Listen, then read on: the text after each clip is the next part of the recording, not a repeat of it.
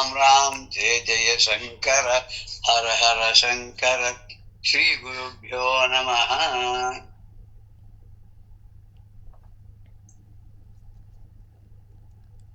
திருவிளையாடல் புராணத்துல அந்த இந்திரனானவன் எப்படி ஒரு பழிபாவத்துக்கு ஆளானான், அவன் எப்படி பிரம்மஹத்தி தோஷமானது துரத்தியது, அவன் கடைசியில ஒரு தாமரை குளத்துக்குள்ள தாமரை தண்டுக்குள்ள ஒளிஞ்சினது நம்ம பார்த்தோம்.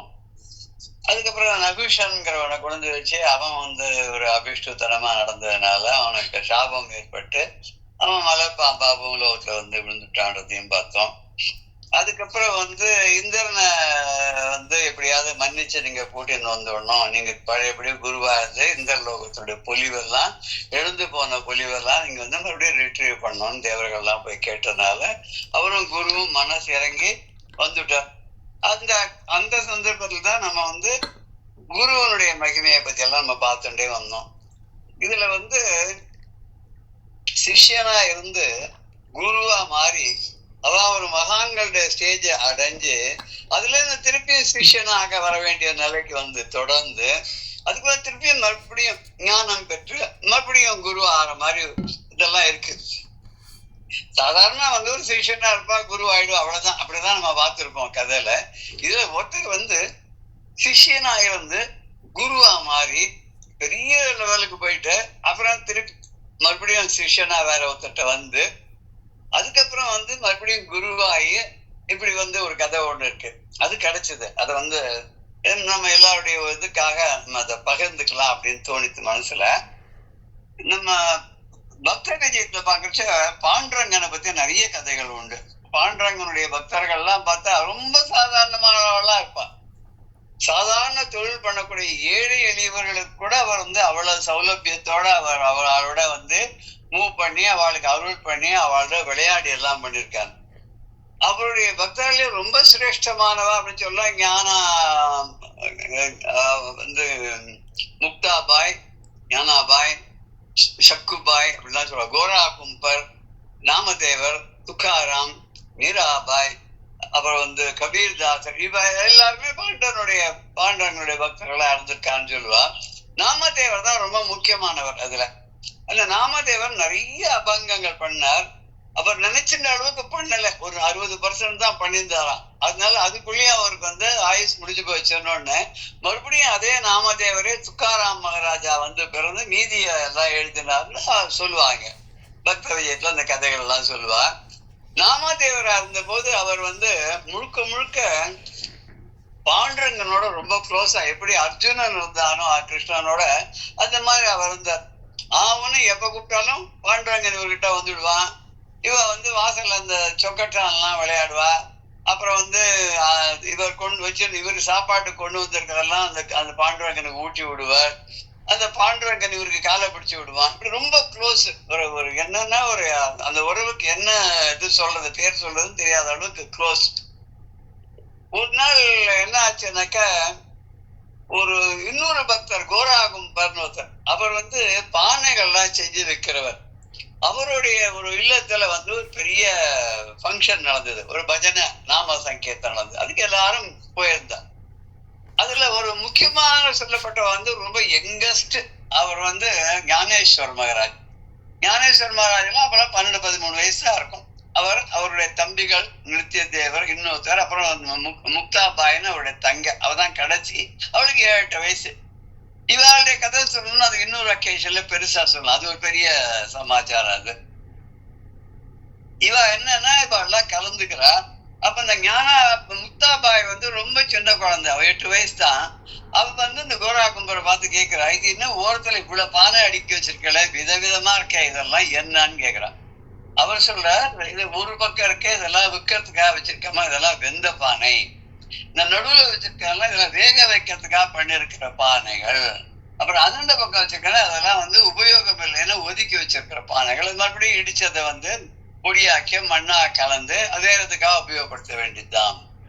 அப்போ கேட்கிறா, இந்த பானைகள்லாம் நல்ல வெந்த பானையா வேகாத பானையான்னு எப்படி கண்டுபிடிப்பேன் அப்படின்னு கேட்கு.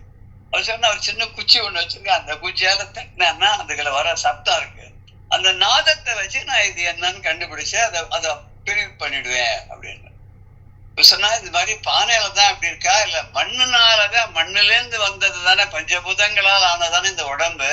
அப்படி பார்த்தா மனுஷாலே வெந்த பானை வேகாத பானைன்னு ஏதாவது இருக்குமா அப்படின்னு கேட்கிறாள். அவள் ஞானம் அவளுக்கு அந்த முக்தாபாய். அது அம்பாளே பிறந்ததா சொல்லுவா. மும்மூர்த்திகளும் ஞானேஸ்வரர் அவ 3 பேராகவும், அம்பாள் சக்தியானவள் முக்தாபாயா வந்ததாகவும் சொல்லுவா. கேட்கிறா, இந்த குழந்தை ரொம்ப அதீதமான ஞானத்தோட இந்த குழந்தை கேட்டோன்னு அவர் சொல்றாரு, தாராளமா உண்டுமா, மனுஷால கூட உண்டு, மிருகங்கள்ல கூட உண்டு. ஒரு பதமானவா, பதம் இல்லாதவா, பக்குவம் அடைஞ்சவா, பக்குவம் இல்லாதவா.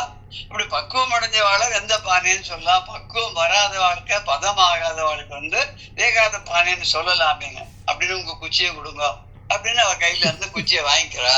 ஒருத்தரையா தட்டுறா, இதுவர் வெந்த பானை, இதுவர் வெந்த பானை அப்படின்னு சொல்லிட்டு, இவர் வேகாத பானை அப்படின்னு சொல்லி தட்டின்னு எல்லாம் குழந்தை ஏதோ பண்றதுன்னு எல்லாரும் ரொம்ப ரசிச்சுன்னு பேச ஆரம்பிச்சா.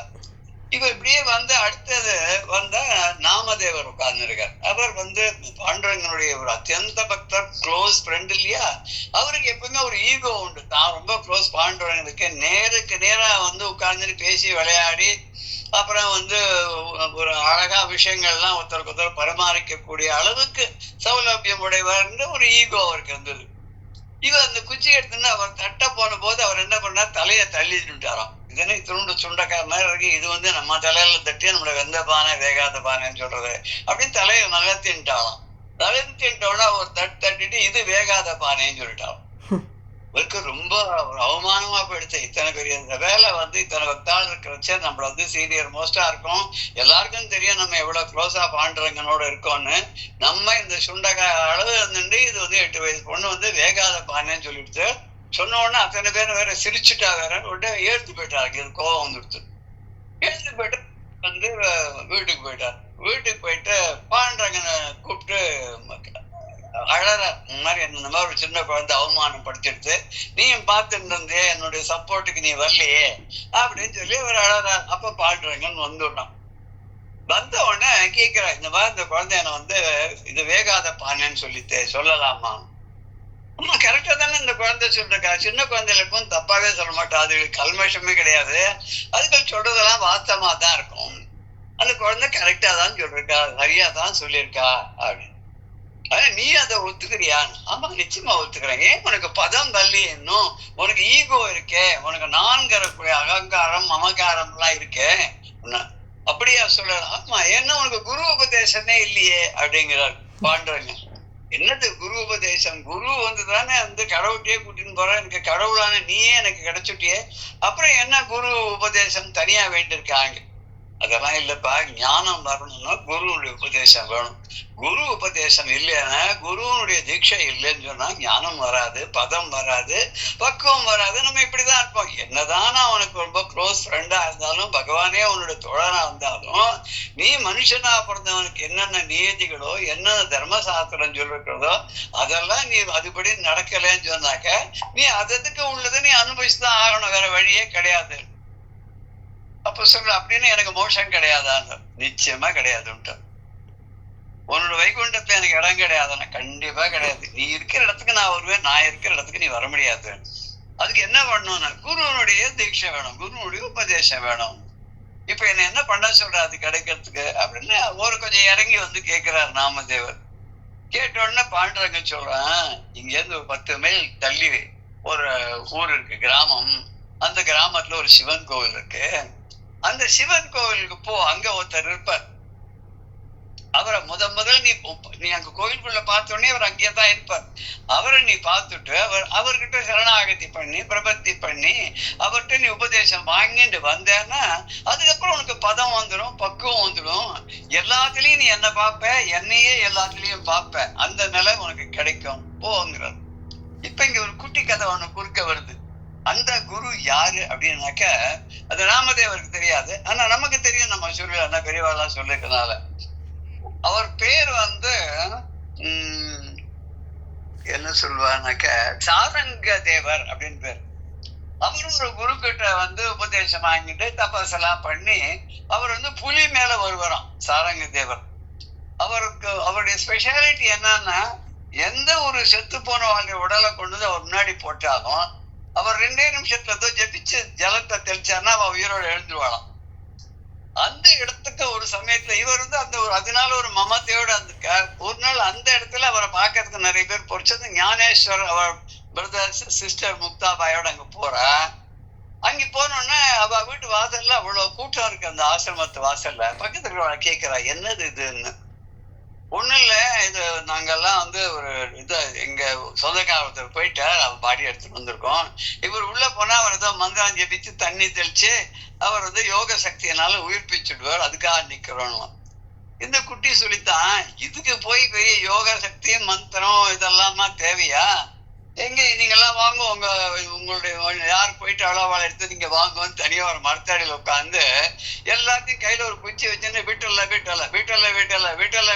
தட்டினாலாம் எல்லாரும் எழுந்து விட்டலாம். உடனே அந்த சாரங்க தேவருக்கு ஆச்சரியமா படுத்தான். என்னடா அது நம்ம இவ்வளவு கட்டப்பட்டு தபஸ் பண்ணி இவ்வளவு சக்தியோட நம்ம இருக்கோம், இந்த சின்ன குட்டியா வெறுமை விட்டலாம்னு சொல்லிட்டு அத்தனை பேரும் உயிர் பிச்சு அமைச்சு நம்ம பழப்பையே கெடுத்துட்டேன்னு பார்த்தாக்க அவரால் நம்பவே முடியும். ரொம்ப சின்ன குட்டி, நீ எப்படி பண்ண அப்படின்னு கேட்டாக்க, எனக்கு விட்டலான்னு தவிர ஒண்ணும் தெரியாது, அவன் பேரை சொன்னேன், எல்லாம் போயிடுச்சுட்டான். அப்பதான் அவருக்கு மனசுல பட்டுதான். அப்ப தெரியறது யார் வந்திருக்காங்க, அம்பாளே வந்திருக்கா, சக்தியா இருக்கா, சின்ன குழந்தையா இருக்கா, அவ பண்ற லீலைன்றது அவருக்கு புரிஞ்சுப்படுத்து. ஏன்னா தபஸ்வியா இருந்து பெரிய லெவலுக்கு வந்ததுனால அவர் பெரிய குருவா ஆனா கூட உடனே காலில் விழுந்துடுறா. நீ எனக்கு மறுபடியும் எனக்கு தீட்சை கொடுமா, எனக்கு பதம் வரணும், பக்குவம் வரணும்னு சொன்ன உடனே இனிமே இதெல்லாம் விட்டுடு, இந்த புலி மேல வருது அது பண்றது இது பண்றதெல்லாம் விட்டுடு, யார் யாருக்கு என்னென்ன விதிச்சிருக்கோ அதான் நடக்கும், அதை விட்டுட்டு நீ பகவானை இது பண்ணிட்டு நீ போ, நீ ருத்ரனுடைய அம்சமாக வந்தவன், அதனால்தான் நான் காட்சி கொடுத்தேன், நீ இந்த ஊர்ல போய் இந்த இடத்துல இரு, குறை நாட்களையும் நீ உன்னுடைய தியானத்துல நீ உன்னுடைய இதை முடிச்சுக்கோ அப்படின்னு சொல்லிடுற. அவர் தான் போய் அந்த கிராமத்துல அந்த கோயிலுக்குள்ள இருக்கார். அவர் அங்க நாமதேவர் போறார். நாமதேவர் அங்க போன உடனே தேடுறார், இந்த மாதிரி இங்க யாரோ ஒருத்தர் இருக்காராமே, யாருன்னு யாருக்கும் தெரியல.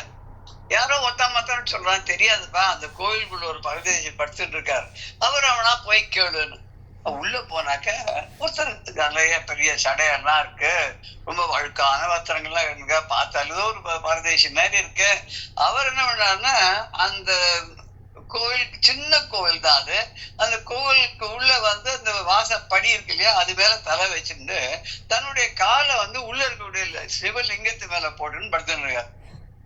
இங்க இருந்து போற நாமதேவரை பார்த்த உடனே அவர் கேட்கிறார், என்ன பாண்டுறங்க நினைச்சானா உன்ன அப்படின்னு.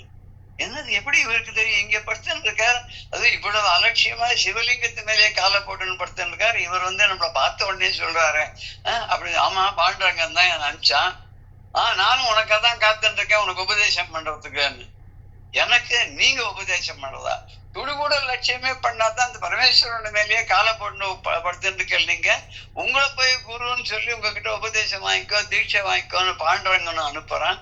என்ன இப்படி விளையாடுறார் பாண்டுரங்கன் அப்படின்னு கேட்டோன்னு அவர் சொன்னாராம், சரி ஒண்ணு பண்ணேன்ப்பா, எங்க சிவலிங்கம் இல்லையோ அங்க என் காலை வச்சுட, எடுத்து நீ வா அப்படின்னு. அவன் உள்ள என்ன பண்றான், அவர் காலை தூக்கி சுத்தி வைக்கிறான். 360 டிகிரி சுத்தி வச்ச 12 லிங்கம் வந்துதான். அதாவது 12 இந்த லிங்க கஷேத்திரங்கள் சொல்றாங்க, ஜோதிர்லிங்க கஷேத்திரங்கள், அத்தனை லிங்கங்களும் அங்க இவரை சுத்தி வந்துட்டான். அவன் அப்பதான் பார்த்தானா யாரு என்னன்னு. பாண்டுரங்கன் என்னை பார்க்க சொல்லி பார்க்க சொல்லி அனுப்பிச்சிருக்கா, நான் தான் உனக்காக காத்துன்னு இருக்கேன். எங்க சுவாமி இல்லைன்னு சொல்லு, உனக்குள்ளேயும் இருக்காரு எனக்குள்ளேயும் இருக்காரு எல்லா இடத்துலயும் இருக்காரு. நான் காலை போட்டு படுத்துட்டு இருந்தேன்றதுனால எனக்கு மரியாதை இல்லை அன்பு இல்லைன்னு அர்த்தம் இல்ல. உன்னோட சொக்கட்டான் விளையாடுறதுனால அவன் பாண்டுரங்கன் சாதாரண ஆள் ஆயிட மாட்டான் இல்லையா? அது மாதிரிதான் நானும் பாண்டுரங்கனும் ஒன்னேதான். நான் சிவஸ்வரூபம், அவன் விஷ்ணு ஸ்வரூபம் அப்படின்னு சொல்லிட்டு ஆசீர்வாதம் பண்றார். கேட்கிற எனக்கு நீங்க உபதேசம் பண்ணணும்னு. எப்ப நீ என்னுடைய பாதத்தை தூக்கி 12 இடத்துல வச்சையோ அப்பயே உனக்கு உபதேசம் ஆயிடுத்து, தீட்சை ஆயிடுத்து, உனக்கு பணிவும் வந்துடுத்து, இனிமே நீ போ, நீ எங்க போனாலும் உனக்கு எல்லாமே பாண்டுறாங்கன்னா தெரியும் அப்படின்னு சொல்லி அனுப்பிச்சுடுறார். இவர் வந்துடுறார், திருப்பி ஊருக்கு வந்துடுறார். ஊருக்கு வந்தா எதை பார்த்தாலும் அவரு நாயை பார்த்தாலும் பாண்டுரங்கனா இருக்கு, ஒரு மரத்தை பார்த்தா பாண்டுரங்கனா இருக்கு, ஒரு பூனையை பார்த்தா பாண்டுரங்கனா இருக்கு, எங்க பார்த்தாலும் எதை பார்த்தாலும். அந்த இதுல வருது இல்லையா, கீதையில கூட இடத்த சொல்லுவா இல்லையா, ஒரு பசுமாடா இருந்தாலும் சரி, யானையா இருந்தாலும் சரி, படிச்சவனா இருந்தாலும் சரி, சண்டாளனா இருந்தாலும் சரி, எல்லா எல்லாத்தையும் இந்த சமதர்சியமா பாக்குறவா அவன் தான் ஞானின்னு சொல்றா இல்லையா, அந்த நிலை இவருக்கு வந்து விடுது. வந்த உடனே ரொம்ப ஆச்சரியமான நிலைக்கு போன உடனே ஒரு நாள் வந்து இதுல இந்த பீமா நதி கரையில உட்காந்து அவர் தியானத்துல இருக்கார். போனவர் வரதே இல்லைன்னு சொல்லி அவருக்கு ஆகாரங்கள் ரொட்டி எல்லாம் எடுத்துன்னு அவரோட ஒய்ஃப் வந்து அங்க கொண்டு அவர் முன்னாடி எல்லாத்தையும் வைக்கிறார். ரொட்டி எல்லாம் வச்சுட்டு ஒரு சின்ன டப்பால சக்கரை ஜீனி ஒரு டப்பால நெய் எல்லாத்தையும் வச்சுட்டு காத்துருக்கா. அவர் முழிக்கிற மாதிரி இல்ல, கண்ணு முழிக்கிற போது சாப்பிட்டுக்கிட்டோம் வீட்டுக்கு போயிடுறான். கொஞ்ச நாள் கழிச்சு அங்க ஒரு நாய் ஒண்ணு வருது, அந்த லொல் அப்படின்னு கத்துறது. கத்தினோம் ஒரு கண்ணை திறந்து பாக்குறாரு. கண்ணை திறந்து பார்த்தோன்னா அது என்ன பண்ணுறது, கிட்ட வந்து தட்டுல வச்சிருக்கிற ரொட்டி எல்லாம் கவிண்டு ஓடி போயிடுறது. இவர் அதை துரத்தின்னு போறார். போறச்ச கையில இருக்கிற நெய் டப்பாவையும் சக்கரை டப்பாவையும் வச்சுட்டு அதை துரத்திட்டே போறாராம். அதுவோட இவரோட அதுவோட இதோட கடைசியில ஒரு இடத்துல போறோன்னு இவர் அது மேலேயே கபால்னு பாஞ்சு அதை கட்டி பிடிச்சி அது வாயை திறந்து, ஏ பாண்டுரங்கா இப்படி வந்து காஞ்ச ரொட்டி யாரா திம்பாளா, கொஞ்சம் குடு அப்படின்னு சொல்லி அதெல்லாம் எடுத்து அதுக்கு நெய்யெல்லாம் தடவி சர்க்கரையெல்லாம் தடவி அதுக்கு ஊட்டி விட்டாராம். ஊட்டி விட்ட உடனே அந்த நாய் மறைஞ்ச போயிட்டு இங்க பாண்டுரங்கன்னு வந்துட்டான். நீ எப்ப குரு கிட்ட உபதேசம் வாங்கிட்டு வந்தையோ உனக்கு பணிவு மரியாதை வந்துடுத்தோ, உனக்கு பாக்குறதெல்லாம் வந்து நானாவே தெரிஞ்சவனும். அதனாலதான் உனக்கு வந்து இப்படிப்பட்ட ஒரு உண்மையை உனக்கு உணர்த்ததுக்காக தான் அவர் சொல்ல விட்டதை நான் உனக்கு சொல்றதுதான் வந்தேன். அந்த நாயா வந்ததும் நான் தான், நீ கொடுத்த ரொட்டியும் நானே தான், எல்லாமே நான் தான். அந்த ரொட்டியை கொண்டு வச்ச உன்னுடைய சம்சாரமாக வந்ததும் நானே தான், எல்லாம் நானே தான் வந்து இது பண்ணேன். இனிமே உனக்கு வந்து நீ பெரிய இந்த நிலைக்கு வந்துட்ட, இந்த ஜென்மா முடிய போறது, முடியும் போது உன்னை வந்து என்னுடைய வாசல்லே உன்னை வந்து கீழே அடக்கம் பண்ணிடுவாங்க. இன்னைக்கும் பார்த்தாக்க பாண்டனுடைய கோவில் வாசல்ல 2வது படியோ ஏதோ படின்னு பார்த்தா அதுக்கு பேர் வந்து நாமதேவர் படின்னே பேர். அதுக்கு அங்க வந்து நாமதேவரோட தலை மாதிரி கூட பண்ணி வச்சிருப்பான். அந்த வாசல் வழியா யாரையும் விட மாட்டா, சைடு வழியா தான் உள்ள விடுவா போகணும்னா. இது அவ்வளவு பெரிய பிரக்யாதியோட வந்து அடுத்த பிறவில் துக்காராம் மகாராஜா வந்து நிறைய அபங்கங்கள் எல்லாம் பண்ணி அப்ப வந்து அந்த உடம்போட அவர் வந்து அவருக்கு ரதம் வந்து மேல வைகுண்டத்துக்கு போனாராம். அவர் எந்த இடத்துல இருந்து வைகுண்டத்துக்கு அவருடைய விமானம் தூக்கின்னு போச்சுங்கிறத பாண்டுரங்கன் சன்னதியில அங்க நம்ம அந்த பாக்கலாம். அப்படி அந்த ஒரு இடத்துல அந்த விளக்கி எல்லாம் சொல்லுவாங்க இருக்கு. அங்க ஒரு தூண் ஒண்ணு இருக்கு, அதுக்கு பேர் கூட புரந்தரதாச தூண்னு பேரு. அதுக்கு வெள்ளி கவசம் சாத்திருப்பான். ஏன்னா அதுலதான் அடிச்சு கட்டி வச்சு ராஜா அடிக்க சொன்னான் அவர் ஏதோ தப்பு பண்ணிட்டாருன்னு. அது புரந்தரதாசை பத்தியும் சொல்லுவார். இந்த துக்காராம் மகாராஜ் மேல் போகும்போது அவருடைய தம்புரா மறந்து வச்சுட்டு போயிட்டாராம். அங்கே போனோடனே என்ன பாடுறதுக்காக தான் உன்னை வர வச்சேன், நீ தம்புரா விட்டுட்டு வந்தேன்னு திருப்பி வந்துச்சாராம். அங்கேருந்து வைகுண்டத்துல இருந்து பெருமாள் திருப்பி வந்து மறுபடியும் தம்புரா எடுத்துன்னு அதே விமானத்துல அவர் மேல போனார், எல்லாரும் பார்த்துட்டு இருக்க மாதிரி அப்படின்னு கதை சொல்லுவார். இது எதுக்கு இதெல்லாம் நம்ம டீட்டெயில்டா பாக்குறோம்னா, சில பேர் கேட்கிறான், நீங்க வந்து வெறுமை இந்த மாத்திரம் சொல்லிட்டே போறாலே இதுல வந்து ரசமான உப கதைகள் அதெல்லாம் எதுவுமே இல்லையே, அதெல்லாம் ஒன்றும் இதுக்கு இதுவா சொல்ற மாதிரி இல்லையான்னு. நம்ம ஏதோ ஒரு புராணம்னு எடுத்துனோம்னா அதுல இருக்கிறத மத்தம் தான் சொல்லணுமே தவிர இது சாதாரண உபன்யாசம் மாதிரி கிடையாது இது. அதனால சப்ஜெக்ட் விட்டு வெளியில போறது அவ்வளவு உச்சிதம் இல்லை. இருந்தாலும் சில எங்கெங்க முடியுமோ அங்கங்க சிலதை நான் வந்து தேடி எடுத்துன்னு வந்து உங்களோட கலந்துக்கிறேன்னு அப்படி சொல்லிட்டு அதுக்காக தான் இந்த கதையை கொஞ்சம் விவரமா நான் சொன்னேன். அதைத்தான் இந்த பாடல்ல 410வது பாடல்ல, ஈசனுக்கு இழைத்த குற்றம் தேசிகன் எண்ணி தீர்க்கும், தேசிகருக்கு இழைத்த குற்றம் குறவனே தீர்ப்பது அன்றி பேசுவது எவன். யாரு எப்படி சொல்ல முடியும்? அதாவது ஈஸ்வரனுக்கு அபச்சாரம் பண்ணிட்டோம்னா குரு நம்மள வந்து அதுல இருந்து பழிபாவத்துல இருந்து தீர்த்து வச்சுடுவார். அதே குருவுக்கே செஞ்ச பாபமானது தவறானது அந்த குருவே மன்னிச்சு நம்மள வந்து நல்ல வழிப்படுத்திடுவார்னு சொல்ற. அதுக்கு இந்த குரு பகவானவர் இந்திரனை மன்னிச்சு அவருக்கு ஒரு நல்ல வழியை சொல்லி, நீ வாப்பா பூலோகத்துக்கு போலாம், பூலோகத்துல தான் இருக்கு, உன்னுடைய பழிபாபங்கள் எல்லாம் தீர்றதுக்கு வந்து நல்லதான ஒரு வழி இருக்கு அப்படின்னு சொல்லி கூட்டின்னு வரார் அப்படிங்கிறத பார்த்தோம். அவன் உச்சரேஸ்வரர் குதிரை மேல ஏறி எல்லாம் தன்னுடைய தேவர்கள் படையெல்லாம் சூழ குருவோட கூட அவர் லீட் பண்ற மாதிரி பூலோகத்துக்கு வந்தான். ஒரு தெற்கு நோக்கி வரத்துக்கு முன்னாடி முதல்ல கைலாசத்துக்கு போனான். கைலாசத்துல போய் அங்க கங்கைய தலையில் சூடி கொண்டிருக்கக்கூடிய அந்த பரமேஸ்வரனுடைய ஸ்தலமான கைலாச மலையை தரிசனம் பண்ணிட்டு அங்க இருக்கக்கூடிய எல்லா நதிகள் வடக்கக்கூடிய எல்லா நதிகள்லயும் மூழ்கி எழுந்து எல்லாத்துலயும் குளிச்சுட்டு ஸ்நானம் பண்ணிட்டு அங்க இருக்கக்கூடிய கேத்திரங்கள் எல்லாம் தரிசனம் பண்ணிட்டு மெதுவா அப்படியே வரான், கீழே சவுத்ல வரான். அப்படி வரும்போது ஒரு இடத்துக்கு வரான். எங்க வரான் அப்படின்னு சொல்லிட்டு எங்க வந்தான்னா, ஒரு கடம்ப வனத்து எல்லை அனித்தாக செல்லும் மேல்வை அப்படின்னு முடிச்சார். எல்லா ஊருக்கும் போயிட்டு கடைசியில் எங்கேயுமே உன்னுடைய பொங்கு பழி விடாது அழுங்கி அறவா உண்ண மாசு உண்டு பொலிவும் பொலிவுமாழ்கும் திங்கள் அணையான் கடம்ப வனத்து எல்லை அனித்தாக செல்லும் மேல்வை அப்படின்னு அந்த பாடலை நம்ம பார்த்தோம். அதுல என்ன அர்த்தம்னாக்கா, அசுரனை கொண்ட பாவம் விடாததுனால அவனுக்கு என்ன ஆச்சு, அப்படியே ஒரு கிரகணத்துல எப்படி சந்திரனை இந்த ராகு கேத்து பாம்புகள்லாம் முழுங்கிடுதோ அதனால எப்படி பாதிக்கப்படுறாளோ அந்த சந்திரனை மாதிரி இவன் அதுக்கு சமமா இவனும் கஷ்டப்பட்டான், இவனுடைய பொலிவிழந்து கஷ்டப்பட்டான் அப்படின்ட்டு அந்த பாடல்லாம் நம்ம பார்த்தோம். இங்க 413வது பாடல் பார்க்கணும். தொடுத்த பழி வேறாகி விடுத்து அகன்றது இந்திரன் தான் சுமந்த பாரம் விடுத்து அவனொத்த அழகிறந்த மகிழ்வெய்தி தேசிகன் பால் விளம்ப பாசம் கெடுத்தவன் மாதலம் புனித தீர்த்தம் உள இவ நமக்கு கிடைத்தல் வேண்டும் அடுத்து அதிக என சிலரை விடுவித்து அவ்வேறா நிலை நின்று அப்பார் செல்வான். இந்த தொடுத்த பழி வேறு ஆகி விடுத்து அகன்ற இந்திரன்தான் சுமந்த பாரம் விடுத்து அவனொத்த அளவிறந்த மகிழ்வு எய்தி தேசிகன் பால் விளம்ப பாசம் கெடுத்து அவன் மாதலம் புனித தீர்த்தம் உள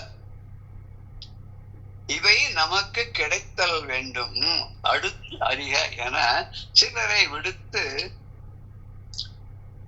அவ்வேறா நிலை நின்று அப்பார் செல்வான். இது என்ன அப்படின்னு கேட்டாக்க, இந்திரனை தொடர்ந்து வந்தது பாவம். இந்திரன் எல்லா ஊருக்கும் போனா, எல்லா நதிகள் புண்ணிய நிதிகள் எல்லாம் நீராடி புண்ணிய கஷேத்திரங்கள் எல்லாம் தரிசனம் பண்ணி வந்தா எங்கேயும் எதுவுமே பலனே கிடைச்சதா அவனுக்கு தெரியல. கடைசியில ஒரு இடத்துக்கு வரான். அந்த இடத்துக்குள்ள நுழைஞ்ச உடனே அவனுக்கு ஒரு பெரிய ரிலீஃப் மாதிரி பட்டுது. ஹாவ் அ சை ஆஃப் ரிலீஃப்னு சொல்றா இல்லையா, அபாடா அப்படின்ற. நல்ல வெயில்ல போய் அப்படியே என்ன பண்றதுன்னு தெரியாத எங்கேயுமே நிழல் இல்லாத தவிச்சுட்டு திடீர்னு சில்லுன்னு ஒரு காத்து வீசித்தேன்னா, அட இந்த இடத்துல மரங்கள் கூட இல்லை, ஒண்ணுமே இல்லை, சில்லுன்னு ஒரு காத்து வீசுறது எப்படி, அது நம்ம சுத்தி மட்டும் பாக்குற மாதிரி, அதுக்கு ஒரு பிரளயமே இல்லையே, எப்படி இங்க ஒரு ஜில்லுன்னு ஒரு காத்து அடிச்சது அப்படின்னு நினைக்கிற மாதிரி இவனுக்கு இங்க அந்த ஒரு இடத்துக்கு வந்தோடனே தன்னோட பாரங்கள்லாம் குறைந்த மாதிரியும் அந்த சுமையெல்லாம் தன்னை விட்டு நீங்கின மாதிரியும் தான் இப்ப எல்லாத்திலிருந்து விடுபட்டு பழையபடி ரொம்ப தூய்மையாக ஆனவன் மாதிரி அந்த இந்திரன் உணர்ந்தானா. பெரிய சுமையை இறக்கி வச்ச மாதிரி இருந்துதான். அது எப்படி இருந்தது அப்படின்னா, அது ஏதோ மனசுல ஒரு சுமை, உங்களை பார்த்த உடனே என்னுடைய மனசுல இந்த பாரம் எல்லாம் இறங்கி எடுத்து சொல்றோம் இல்லையோ, அது மாதிரி அப்படியே மனசுல இருக்க பாரத்தெல்லாம் இறக்கி வைக்கிறதுன்ற மாதிரி இவனுக்கு அந்த கஷேத்திரத்துக்குள்ள நுழைஞ்ச உடனே, எந்த கஷேத்திரம், கடம்பவன கஷேத்திரம். அதுக்கு அப்ப மதுரைங்கிற பேர்ல பிற்காலத்துல வந்ததா இருக்கலாம். இது கடம்பவனம், கதம்ப பூக்கள் பூக்கக்கூடிய அந்த மரங்கள் நிறைந்த வனங்கள் நிறைந்ததாக இருந்த கஷேத்திரம் அது. அதனால கடம்பவன கஷேத்திரம். ஒரு கீர்த்தனை கதம்பவன நிலையன்னு ஒரு கீர்த்தனை கூட இருக்கு இல்லையா, தீட்ச கீர்த்தனையில. என்ன கீர்த்தனை ஞாபகம்? என்ன கீர்த்தனை தெரியல, வரும் கதம்பவனம் இருக்கு இல்லையா, கதம்பவன நிலையே. கதம்பவனம் இருக்கக்கூடிய இடத்துல கோயில் கொண்டவளேன்னு சொல்ற, இங்க கோவில் கொண்டவனாக இருக்கக்கூடிய அந்த சோமசுந்தர கடவுள் அவர் அங்கதான் இருக்காரு. முதல்லயே அவர் அங்கதான் இருக்காருன்ற மாதிரி இந்த புராணத்துல நமக்கு தெரியுது. அதுக்கப்புறம் தான் பார்வதி மீனாட்சியா சுந்தரேஸ்வர ராய் இவர் அவர் கல்யாணம் பண்ணிட்டு ராஜ்யத்தை ஆண்டாருங்கிறது அடுத்த கதையா இருக்கு. முதல்லயே அவர் எல்லா இடத்துலயும் சர்வவியாபியா இருக்கக்கூடியவர் அங்கேயும் சோமசுந்தரராக அந்த லிங்க வடிவாக இருக்காரு. அவருடைய புகழ் பெருமையெல்லாம் முன்னாடி ஆரம்பத்திலே பார்த்துன்னு வந்தோம். அப்பேற்பட்ட அந்த புண்ணிய கஷேத்திரமான மதுரையை அடைஞ்ச உடனேயே இவனுடைய பாரம் இறங்கிடுத்து, அவனுக்கு துக்கம் எல்லாம் போயிடுத்து, ரொம்ப பெரிய ரிலீஃப் கிடைச்ச மாதிரி இருந்தது. உடனே அவனுக்கு பரம சந்தோஷம். ஒரு கட்டத்திலே நிவர்த்தி ஆயிட்டோன்னா பெரிய சந்தோஷம் வந்துடும் இல்லையா. யாரோ பண்ண தப்புக்கு நம்மளை கொண்டு போய் நிறுத்தி தண்டனை வாங்கி கொடுக்குற அளவுக்கு நீதிபதி முன்னாடி நிறுத்தும் போது அவர் ஜட்மெண்ட் வாசிக்கிற சமயம் பார்த்து உண்மையான குற்றவாளியை கண்டுபிடிச்சு கொண்டு அங்க நிறுத்திட்டான்னா எவ்வளவு பெரிய ரிலீஃபா இருக்கும் இல்லையா. அப்பா, கடவுள் இருக்கான்றத ப்ரூவ் பண்ணிட்டார் நமக்கு. ஏதோ நம்ம கஷ்டப்பட வேண்டிய வேலை அப்படி கஷ்டப்படுவோம், நமக்கு என்ன தெரியல, அர்த்தாஷ்டம சனியோ அஷ்டம சனியோ இல்ல சந்திராஷ்டமோ தெரியல, வீண் பழி நமக்கு வந்தது, இப்ப எல்லாம் போயிடுது அப்படின்னு நம்ம நினைச்சுக்கிற மாதிரி இவனுக்கும் ரொம்ப சந்தோஷம் வந்துடுச்சு. சந்தோஷம் வந்தோடனே அந்த மகிழ்ச்சி யாரோடய கலந்துக்கணும் இல்லையா, யார்கிட்டயாவது சொல்லணும் இல்லையா. உடனே சுத்தி முத்தி இப்பதாக்க தள்ளி நின்று குரு அவர் சிஷ்யாவோட பேசின வியாழ பகவான் அவர்கிட்ட நேர போனான், தன்னுடைய மகிழ்ச்சியை சொன்னான். குருவே, இந்த இடத்துக்குள்ள நுழைஞ்ச உடனே எனக்கு வந்து பெரிய ரிலீஃப் கிடைச்ச மாதிரி இருக்கு, என்னை விட்டு எல்லா பாவங்களும் விலகி விட்ட மாதிரி இருக்கு அப்படின்னு சொல்லி ஒரு பெரிய அந்த இது ஒரு ஸ்தலம் வந்து ஸ்தலத்துடைய மகிமை போல இருக்கு, நீங்க தான் அது என்னன்னு ஆராய்ச்சி பண்ணி சொல்லணும்னு அவர்கிட்ட கேட்கிறான். கேட்டோன்னு அவர் சொல்றார், அப்பா உனக்கு இப்பேற்பட்ட ஒரு நல்ல ஒரு அனுகிரகம் கிடைச்சதுன்னு சொன்னா எனக்கு என்ன தோன்றது அப்படின்னா, அவருக்கு எதுவும் பாச பந்தம் எதுவுமே கிடையாது, எல்லாத்தையும் ஐக்கிய துறவி மாதிரி வாழக்கூடியவர் அவர். அவருக்கு என்ன தோன்றது அப்படின்னா, இந்த இடத்துல ஒரு தூய்மையான ஒரு ஸ்தலம் இருக்கு, ஒரு கஷேத்திரம் இருக்கு, அதோட ஒரு புண்ணிய தீர்த்தமும் இருக்கு அப்படின்னு எனக்கு படுறது. இது வந்து நமக்கு கிடைச்சதுன்னு ரொம்ப நல்லது. நீ அதனால என்ன பண்ற அப்படின்னு சொன்னாக்க, நீ யாரையா ஆளை அனுப்பிச்சோ நீயே போயோ அது என்ன இந்த ஊர்ல எங்க இருக்கு அப்படின்னு தெரிஞ்சுட்டு வா. அந்த இடத்தினுடைய அருமையினாலதான் வந்து உனக்கு பாபம் எல்லாம் தீர்ந்தது, அப்பேற்பட்ட இடத்த நீ கண்டுபிடிச்சுன்னு வந்து என்கிட்ட சொல்லு அப்படின்னு சொல்லி அவரும் கிளம்பிடுறார். இந்திரன் என்ன பண்றான், உடனே தன்னுடைய ஆட்களெல்லாம் அனுப்பிச்சு எங்க இருக்கு அந்த இடம் பார்த்துட்டு வாங்கோ அப்படின்னு சொல்லி அனுப்புறான். அவ எல்லாரும் போய் இது பண்றார். தொடுத்த பழி வேறு ஆகி விடுத்து அகன்ற இந்திரன். தொடுத்த பழி இவனை தொடர்ந்து வந்து இந்த பழி பாபமானது, அந்த விருத்தாசுரனை கொன்ற பாபமானது பிரம்மஹத்தி தோஷமாக தொடர்ந்து துரத்தின்றே வருது. அதற்கு வேறு ஆகி இவனை விட்டு வெளியில போயிடுத்து, போய் விடுத்து அகன்று அவனை விட்டுட்டு அகன்று போயிடுத்து. ஏன்னா இந்த கஷேத்திரத்துக்கு அவன் வந்துட்டான், அவனுடைய பாபம் எல்லாம் விலகி போயிடுத்து, இனிமே நமக்கு வேலை இல்லை அப்படின்னு அது கிளம்பி போயிடுது. ஏதோ ஒரு விமோசனம் கிடைச்சிருது இருக்கு. அப்போ இந்திரன் அந்த தேவர் தலைவனான இந்திரனானவன் என்ன பண்ணான்னா, தான் சுமந்த பாரம் விடுத்து, இது வரைக்கும் தனக்கு மேல தரத்தின்னு வந்த அந்த பெரும் பழியங்கக்கூடிய பாரமானது இவனை வருத்தப்படும்படியாக செய்தது, அதை இறக்கி வச்சாச்சு. இப்போ அது வந்து சுமந்த பாரமானது விடுத்து அவனொத்த அழகிறந்த மகிழ்வே. அவனுக்கு அடைஞ்ச சந்தோஷத்துக்கு அளவே கிடையாது. எத்தனையோ தடவை தப்பு பண்ணிருப்பான், எத்தனையோ தடவை அவனுக்கு பழிபாவங்கள் வந்திருக்கும், எவ்வளவோ கட்டப்பட்டிருப்பான், எத்தனையோ ஒரு தடவையும் என்ன இதனால பர்மனண்டா அவனுக்கு புத்தி வந்துடுத்தோம் நம்ம சொல்ல முடியாது. ஏன்னா நமக்கு இது நிறைய பாடங்கள் கத்துக் கொடுக்கறதுக்காக இது மாதிரி நிகழ்வுகள் எல்லாம் இறைவன் விளையாட்டா பண்ணியிருக்கான் இல்லையா. இப்ப அவன் என்ன பண்ண, ரொம்ப மகிழ்ச்சி எழுதி மகிழ்வு எழுதி சந்தோஷம் அடைந்து அழகிறந்த, எப்பேற்பட்ட சந்தோஷம், அழகிறந்த எல்லையே இல்லாத அப்படிப்பட்ட ஒரு சந்தோஷத்தை அடைந்து தேசிகன் பால் விளம்ப. தேசிகன் அப்படின்னாக்க குரு கிட்ட போய், இப்ப நிறைய பேர் கூட தேசிகன் பேர் வச்சுக்கிறா இல்லையா. இவரு கூட வேதாந்த தேசிகர் பேர், பெரிய வைஷ்ணவ ஆச்சாரியர் பேர் வேதாந்த தேசிகர் பேரு. அவரே நிகமாந்த தேசிகன் அப்படின்னு கூட சொல்லுவான். அவருடைய இதுலயே ரொம்ப பிரசித்தமான ஒரு இது என்னன்னாக்க தெரியுமா, அது என்னதுன்னு அவர் எழுதினதுல அவர் எழுதினதுல ரொம்ப பாப்புலரானது பெரிய மகாகாவியம் எழுதியிருக்காரு யாதவாபியுதயம்னு. அதுக்கப்புறம் யாதவாபியுதம் இன்னொன்னு ஒண்ணு இருக்கு, கடமுடான ஒண்ணு. யாதவாபியுதம் மாதிரி ஸ்லோகங்களா இருக்கும். இன்னொன்னு ரகுவீர கத்தியம். ரகுவீர கத்தியம் வந்து ரொம்ப கஷ்டம், அதை பாடம் பண்றதே ரொம்ப கஷ்டம், வார்த்தைகள்லாம் ரொம்ப கடினமான வார்த்தைகளா அதுல இருக்கும். ஆனா அது கேட்கும் போது பார்த்தா அப்படியே ரம்யமா இருக்கும். அப்பா அதை கத்துன்னு இருக்கவா அதை சொல்றவா இருக்காளே எவ்வளவு பாக்கியமான்னு தோணும். ராமாயணம் முழுக்க அதை சொல்லிருக்காங்க ரகுவீர கத்தியம்னு. ராமாயணத்துல வந்து வால்மீகி அவர்லாம் பத்தியமா பண்ணுங்க, இவர் வந்து கத்தியமா பண்ணியிருக்காரு இல்லையா. அது அப்பேற்பட்ட தேசிகன், அவருக்கு தேசிகன் பேரு. நிறைய பேர் தேசிகன் கூட பேர் வச்சுப்பான், பெருமை தேசிகன் பேர் வச்சுப்பான். பட் முதல்ல தேசிகன் யாருக்கு பேர் தெரியுமா? தெரியல. முருகனுக்கு பேர் தான் தேசிகன், ஞான தேசிகன். பஞ்சர் அனுமதியில கூட ஒரு இடத்துல சொல்லுவார், அருணகிரிநாதர் சொல்லும்போது தேசிகனே அப்படின்னு சொல்லி முடிப்பார் ஒரு பாடல்ல, தேசிகனே அப்படின்னு முடிப்பார். தேசிகன்ற பேர் வந்து ஏன்னா குருவா அவன் தானே முதல்ல அப்பாக்கே தோல்ல ஏறி உட்கார்ந்துட்டு பிரணவத்தினுடைய அர்த்தத்தை உபதேசம் பண்ணான்னு சொல்லுவா இல்லையா. அதனால அது தந்தைக்கே உபதேசம் செய்த தகப்பன் சுவாமி இல்லையா. அதனால அவனுக்கு குரு, அவன் குருநாதன். அவன் குருமூர்த்திக்கே குருநாதனா இருந்தனால அவனுக்கு வந்து தேசிகன் பேரு, முருகனுக்கு தேசிகன்னு பேரு. இங்க தேசிகன் பால் விளம்ப, தேசிகன்னா குரு கிட்ட போய் அந்த வியாழ பகவான்கிட்ட போய் சொல்றான், என்னுடைய பாரம்லாம் இறக்கி வச்ச மாதிரி இருக்கு, என்னுடைய பழிபாவங்கள்லாம் தீர்ந்து விட்ட மாதிரி இருக்கு, இந்த இடத்துக்கு வந்த உடனேயே எனக்கு இப்படி ஒரு பெரிய ஒரு உணர்வு எனக்கு ஏற்படுறது அப்படின்னு சொல்லி தன்னுடைய மகிழ்ச்சியை அவரோட வந்து சொல்றான். அவர் யாரு? பாசம் கெடுத்தவன். தனக்கு வந்து எதுவேலையும் பற்று பாசங்கள் எதுவுமே இல்லாதவன். அப்பேற்பட்டவன் தனக்கு எது வேணும் அது வேண்டாம் அப்படின்ற ஒரு எண்ணமே இல்லாதவன், வேண்டுதல் வேண்டாமே இல்லாதவனாக இருக்கக்கூடிய அந்த மகர்ஷி போல இருக்கக்கூடிய அந்த வியாழ பகவான் இருக்காரு.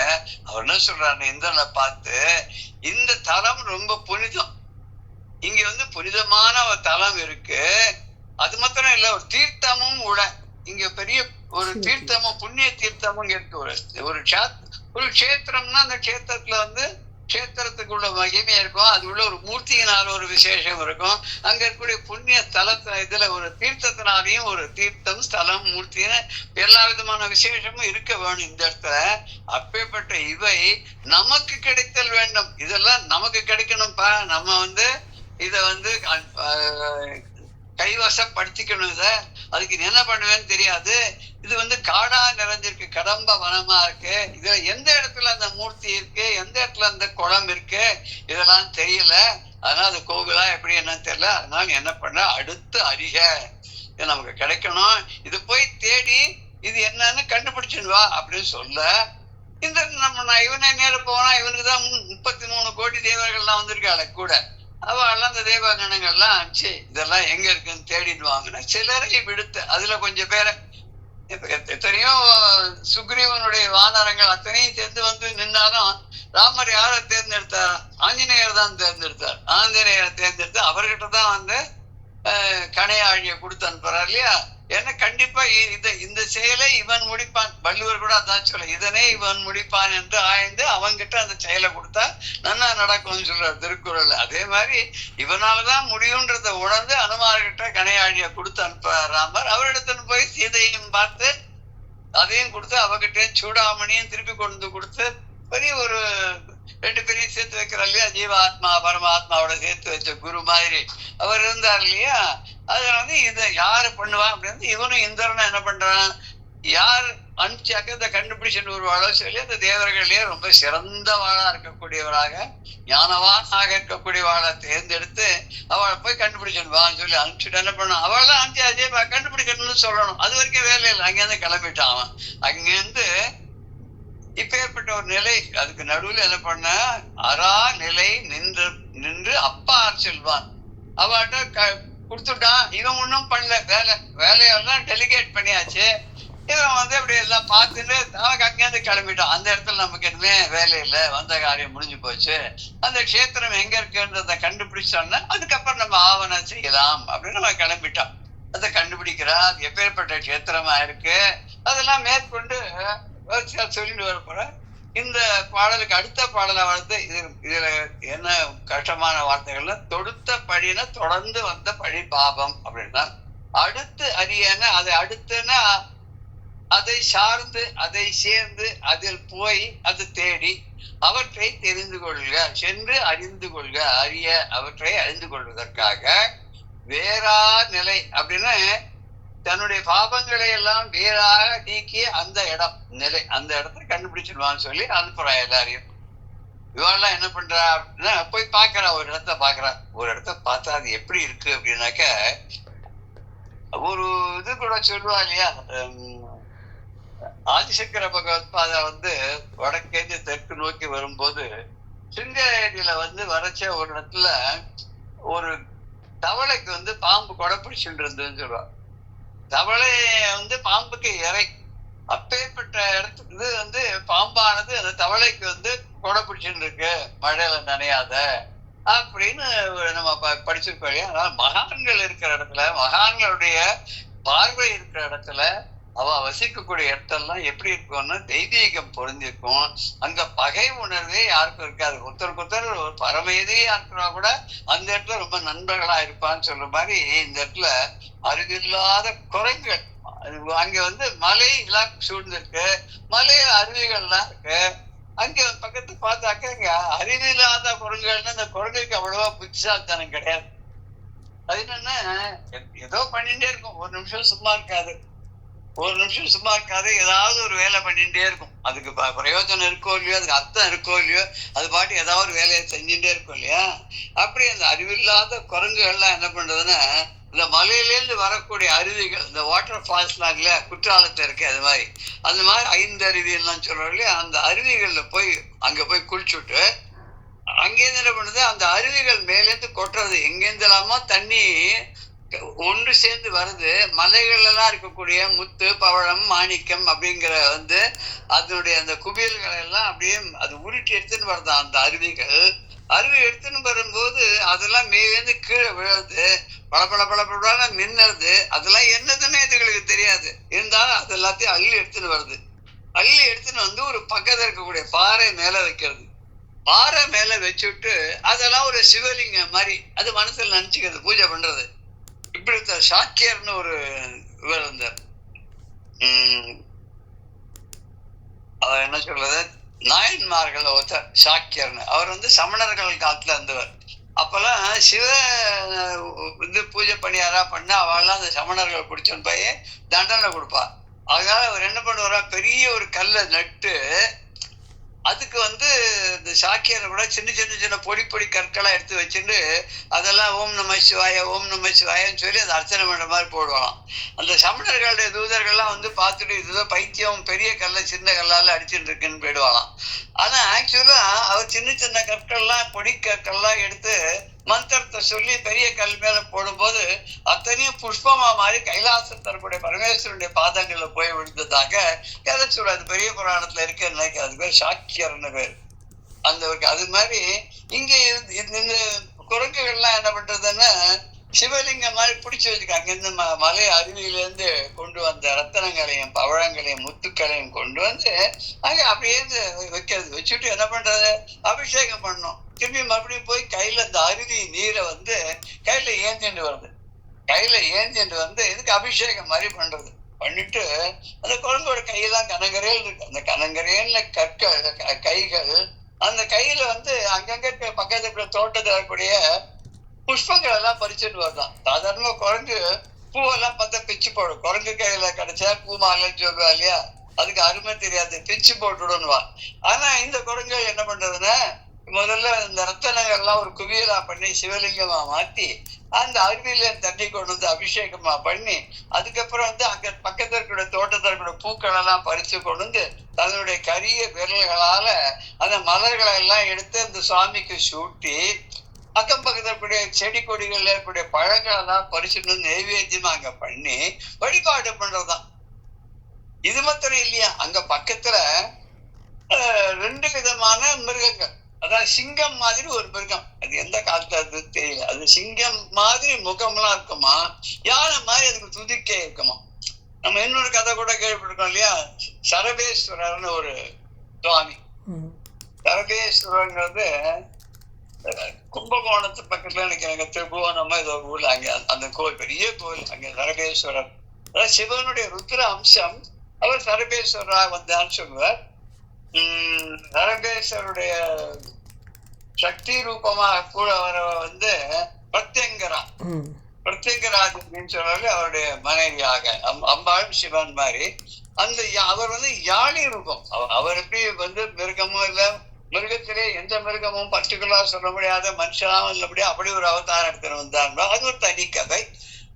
அப்படி வந்து அந்த காலத்துல ஒரு மிருகம் இருந்திருக்கு, அது யாழின்னு. இந்த யாழியை நம்ம பார்க்கணும்னாக்க பெரிய அந்த காலத்து கோவில்ல ஒரு 1000 வருஷத்துக்கு முன்னாடி கற்களால செதுக்கி கட்டப்பட்ட கோவில்கள்ல போய் பார்த்தோம்னா அந்த கலை உணர்வோட அதுல யாழின்னு இருக்கும். அந்த யாழியோட வரிசையான மேல் வரிசை கீழ் வரிசை பற்களுக்கு உள்ளுக்குள்ள ஒரு கல்லாலே ஒரு பால் மாதிரி வேற பண்ணிருப்பான். அது எப்படி உள்ள போட்டான், உள்ளுக்குள்ளேயே உடஞ்சிருக்கான். அந்த மாதிரி அவ்வளவு சாமர்த்தியமானவா இருந்திருக்கான் சிற்பிகள். அது உள்ளுக்குள்ள வந்து வாய்க்குள்ள அப்படி உருண்டுட்டே இருக்கும். நம்ம அதெல்லாம் பார்க்கலாம், போய் பார்த்தா அந்த அதுக்கு பேர் யாழின்னு பேர். அது வந்து சிங்க முகம் மாதிரி இருக்கும், அதுக்கு துதிக்கையெல்லாம் இருக்கும். அப்பேற்பட்ட யாழிகளும் அந்த யாழிகள் என்ன பண்றது, தும்பிக்கையால தண்ணி எல்லாம் எடுத்து பக்கத்திலே இருக்கக்கூடிய யானைகள்லாம் இருக்கு. யானைக்கும் தும்பிக்கை இருக்கு. அது தும்பிக்கையால நீரை உறிஞ்சி இந்த யாளிகள் மேல அப்படியே அப்படியே ஃபவுண்டன் மாதிரி தெளிக்கிறது. என்ன பண்றது, பதிலுக்கு தானும் அந்த தும்பிக்கையில அந்த நீரெல்லாம் அப்படியே எடுத்து இது வந்து பருகின்னு சொல்ல முடியாது. பருகினா குடித்ததுனால பருகல் அப்படியே உறிஞ்சி எடுத்துட்டு அந்த யானைகள் மேல அப்படி அப்படி தெளிக்கிறது. இப்படி இந்த மாதிரி பண்றது வந்து எடுத்து ஒன்றோடு ஒன்று கட்டி புரண்டு அப்புறம் கையில கிடைச்சலாம் இதுக்கு அது ஊட்டி விட்டு ரொம்ப ஒரு சந்தோஷமா ஆனந்தமா இருக்கு. ஒண்ணுக்கு ஒண்ணு சிங்கத்துக்கும் யானைக்கும் பகை இல்லையா? ஆனா வந்து இங்க பகையாக இருக்கக்கூடிய மிருகங்களாக இருந்தாலும் கூட பகைமையை மறந்து என்ன பண்றது, ஒண்ணுக்கு ஒண்ணு ரொம்ப அந்யோன்யமா சந்தோஷமா அங்க வந்து ஒன்னோட விளையாடிட்டு இருக்கு. அப்புறம் இன்னொரு ஒரு அதிசயமான ஒரு விஷயத்த அங்க பாக்குறேன். என்ன அப்படின்னு சொன்னாக்க, மான் கன்றுகள்லாம் இருக்கு, மான் குட்டிகள். மானெல்லாம் எங்கேயோ அங்கங்க ஓடி போயிடுது. அந்த மான் குட்டிகள்லாம் சின்ன குட்டிகள், அதுகள்லாம் அது வந்து அந்த மாதிரி தாவி ஓடி அம்மா பின்னாடி எல்லாம் அதுக்கு ஓடுற சக்தி இல்லை. அதுக்கெல்லாம் என்ன பண்ணுது, அருவி பக்கத்துல வந்து நின்றுட்டு இருக்கு. இதுகளுக்கெல்லாம் பசி வந்துருச்சு. இந்த மான் குட்டிக்கெல்லாம் ரொம்ப பசி வந்துருச்சு. பசி வந்த உடனே என்ன பண்ணுறது, கத்துறது. எப்ப இந்த கண்ணுக்குட்டி எல்லாம் அம்மா காணோன்னு கத்துலையா அவன் கத்தும். ஆட்டுக்குட்டி கூட அம்மா இருந்து கத்தும். இந்த ஒரு மூணாவதுலயே வழி தவறி போயிடும், அம்மா பின்னாடி போகாத. இது இங்க இருந்து குரல் கொடுத்தா மூணாவதுல அது பதிலுக்கு குரல் கொடுக்கும். நான் இங்கதான் இருக்கேன், அங்கே இரு, நானே வரேன் அப்படின்னு சொல்ற மாதிரி. அதுகளுக்குன்னு ஒரு மொழி, எல்லாத்துக்கும் ஒரு பாஷைன்னு ஒண்ணு இருக்கும் இல்லையா, கம்யூனிகேஷனுக்கு. நமக்கு புரியல, ஆனா எல்லாத்துக்கும் ஒரு பாஷை இருக்கும். இன்னொன்னு கூட சொல்லுவான், அதாவது எந்த ஒரு ஜந்துக்களால பேச முடியாதோ அந்த ஜந்துக்களால அடுத்தவாளுடைய மனசை அறிய முடியுமா, அடுத்த மனசுல என்ன இருக்குங்கிறத அப்படியே அதுகளுக்கு தெரியுமா. ஏன்னா அது பேச முடியாது, பேசினா தானே சொல்ல முடியும். சொல்லக்கூடாது, தான் மனசுல கேட்டதை கண்டதை பார்த்ததை மற்றவாளுக்கு சொல்லக்கூடாதுன்றது அதுகள் வந்து பேசாதான் இருக்கு இல்லையா. சின்ன கொசு எல்லாம் கூட பார்க்கலாம், உட்காந்துட்டே இருக்கும், இரு நான் அந்த கொசு பேட்டரி எடுத்துன்னு வரேன் அடிக்கிறதுக்கு அப்படின்னு மனசுல நினைச்ச உடனே அங்கிருந்து பறந்து போயிடும். அது எப்படி நிறைய நானே அதை பார்த்துருக்கேன் டெஸ்ட் பண்ணி. அது மாதிரி இந்த மிருகங்களுக்கெல்லாம் ஏதோ ஒரு மொழியில பேசும். இந்த மான் குட்டிகள் எல்லாம் அங்க உட்காந்துட்டு பசிக்கிறது, அம்மா கிட்ட பால் குடிக்கணும், அதுக்காக அழகு. அப்ப என்ன பண்றதுதான், அங்க இருக்கிற புலிகள், அங்க இருக்கிற குகைகள்ல இருக்கிற புலிகள் எல்லாம் இருக்கு இல்லையா, பாக்குறது யாரோ கத்துறது, சின்ன குட்டிகள் மாதிரி கத்துறது, பசி போல இருக்கேன்னு சொல்லி தன்னோட குட்டிகள் எல்லாம் அந்த கேவ்ல விட்டுட்டு அதுகள் வருதான். வந்து அந்த அருவி ஓடக்கூடிய அந்த இடத்துல அந்த மான் குட்டிகளை எல்லாம் அணைச்சிட்டு அதுக்கு பால் கொடுக்கறதுதான். இந்த மான் குட்டிகள் எல்லாம் அந்த புலிகள்கிட்ட பால் புலியோட பாலை குடிக்கிறது. நம்ம கதையில எங்கேயோ கேட்டிருக்கோம்ல, புலி பால் வேணும்னு ஒருத்தர் கேட்டா அவர் புலியவே கொண்டு வந்துட்டாங்க, கதை கேட்டிருக்கோம்ல. ஐயப்பன் சரித்திரத்துல கேட்டிருக்கோம் இல்லையா, உனக்கு புலி பால் தானே வேணும், நான் கொண்டு வந்திருக்கேன் இத்தனை புலி, எந்த பாலை புலிகிட்ட வேணாலும் பால் கறந்துக்கோன்ற மாதிரி கொண்டு வந்தார் இல்லையா. அது மாதிரி இங்க புலி எல்லாம் என்ன பண்ணித்தான் தன்னோட மடியில அந்த மான் கன்றுகள் எல்லாம் அந்த பாலை அருந்துவதற்கு அது வந்து சம்மதித்து அந்த கன்றுகளுக்கு எல்லாம் ஊட்டி விட்டுதான். அந்த கன்றுகளுக்கு எல்லாம் ஊட்டி விட்டு அதுக்கெல்லாம் ரொம்ப சந்தோஷமா அந்த புலிகளுடைய பாலை குடிச்சு அப்படியே சீரமாக அது வளர ஆரம்பிச்சுடுச்சு இல்லையா. புலிப்பாலே சாப்பிட்டானே எப்படி இருக்கும், அந்த புலிக்கு இருக்கக்கூடிய வீரம்லாம் தானே அதுக்குள்ள வந்துவிடும் இல்லையா. அப்படி வந்து புலியினுடைய பாலை கொடுத்த மான் கன்றுகள்லாம் அப்படி ஒரு வீர தீரத்தோட வளர்ந்து இது மாதிரி ஒரு நிகழ்வு அந்த இடத்துல நடந்துட்டு இருக்கு அப்படின்றத பாக்குற. இது மாத்திரம் தானா அப்படின்னா அந்த இடத்த பத்தி அடுத்ததுல என்ன சொல்றாங்க நம்ம பார்த்துட்டு பாடல் ரெண்டையும் சேர்த்து பார்க்கலாம். இந்த பாம்பு குட்டிகள் எல்லாம் நெளிஞ்சு அங்கங்க வந்து அந்த வெயில் பகுதியில வந்து கஷ்டப்படுதான். இப்படி கஷ்டப்படும் போது கருடன் இருக்கேன், பறவைகளுக்கு எல்லாம் தலைவனான கருடன் வந்து ஐயோ இந்த பாம்பு குட்டிகள் எல்லாம் அப்படி கட்டப்படுறதே அப்படின்னு சொல்லிட்டு அதுக்கு வந்து தன்னுடைய சிறகை வெறுத்து கொடை பிடிக்கிறதான். இந்த சிறகை விழுத்து கொடை பிடிச்ச நிழல் பரப்ப அந்த பாம்பு குட்டிகள் எல்லாம் வந்து சந்தோஷமா அப்படியே வந்துருக்காங்க, படம் எடுத்து அப்படி பாக்குறதான் யாரு இந்த மாதிரி பண்றான்னு. அங்கே பக்கத்துல இருக்க இந்த குரங்குகள்லாம் இருக்கு இல்லையா, அதெல்லாம் என்ன பண்றதுன்னா ஐயோ இந்த கருடன் வந்து இப்படி ரெக்கையை விரிச்சுன்னு இருக்காங்க, அவன் மேல வந்து இந்த சூரிய உஷ்ணம் வந்து படுறது, அவனுக்கு இந்த சூரிய இது வெப்பமானது தாக்குமே, அவனுடைய இறகுகள்லாம் துன்பம் அடையுமேன்னு சொல்லிட்டு என்ன பண்ணதான் பக்கத்துல இருக்க அருவியில இருந்து தண்ணியில எல்லாத்தையும் கையில கொண்டு வச்சு அங்க கிடைக்கிற சங்கு எல்லாம் இருக்கு, அந்த சங்கு நிறைய தண்ணியை பிடிச்சுன்னு வந்து அந்த சங்கால இந்த கருடனுடைய ரெக்கைகள் மேல விழதான், குளுமையா இருக்கட்டும் அப்படின்னு சொல்லிட்டு அந்த குடம் மாதிரி அந்த சங்குல ஏந்தின்னு வந்து என்ன பண்ணுது, தன்னுடைய கருப்பு நிறமான தன்னுடைய கைகள்னால அந்த குரங்கள் வந்து அன்போட எடுத்து அந்த சங்கு தீர்த்தத்தை அந்த கருடனுடைய ரெக்கைகள் மேல விடுறது. அப்ப கருடனுக்கு ரொம்ப ஒரு ஆனந்தமா இருக்கு, குளுமையா இருக்கு. இப்படி ஒண்ணுக்கு ஒண்ணு பகையான ஜந்துக்கள் கூட இந்த ஒரு இடத்துல வந்து ரொம்ப ஒரு அன்போட நட்போட பழகக்கூடிய ஒரு கஷேத்திரமானது நிச்சயமாக ஒரு புனிதமான கஷேத்திரமாக தான் இருக்க வேண்டும். இப்பேற்பட்ட ஒரு புனிதமான கஷேத்திரத்துல இந்த இந்திரனுடைய பாபங்கள்லாம் தீர்ந்து போயிடுத்து அப்படின்னு சொன்னா அது வந்து மிகையில்லை இல்லையா? அத சொல்லக்கூடிய இந்த 2 பாடல்களையும் 414வது பாடலையும் 415வது பாடலையும் சேர்த்து நம்ம அடுத்த செஷன்ல டீட்டெயில்டா பார்க்கலாம். ஜெய ஜெய சங்கர, ஹர ஹர சங்கர, ஸ்ரீ குருப்யோ நமः. ராம் ராம்.